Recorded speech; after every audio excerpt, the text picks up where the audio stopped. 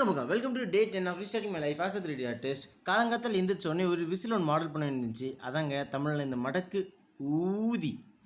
அப்படியே விசிலை மாடல் பண்ணி முடிச்ச கையோட அப்படியே குடு நோடி கிளாஸ் வந்துட்டேன். அப்படியே கிளாஸ் போன கையோட சார் கொடுத்த ப்ராஜெக்ட்ஸ் அரைக்குறையாக முடிச்சுட்டு அப்படியே வெளியே வந்தோம்னா நம்ம நண்பன் ஆஷிக் டோம்ஸ்க்கு நீ பர்த்டே.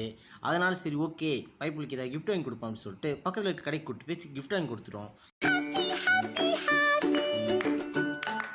அப்புறம் நம்ம நண்பர் ஒரு ரிட்டன் கிஃப்ட் கொடுத்தாரு. அதே வாங்கிட்டு அப்படியே ரூம்க்கு வந்துட்டேன். வரும்போது ஓகே ஒரு எக்ஸ்ட்ரீமான ஆங்கிள் வச்சு இன்றைக்கி ஒரு ஷாட் எடுக்கிறடா அப்படின்றதுனால படிக்கட்டுக்கு ஓரமாக மேலே வச்சுக்கிட்டு ஒரு ஷாட் எடுத்தேன்.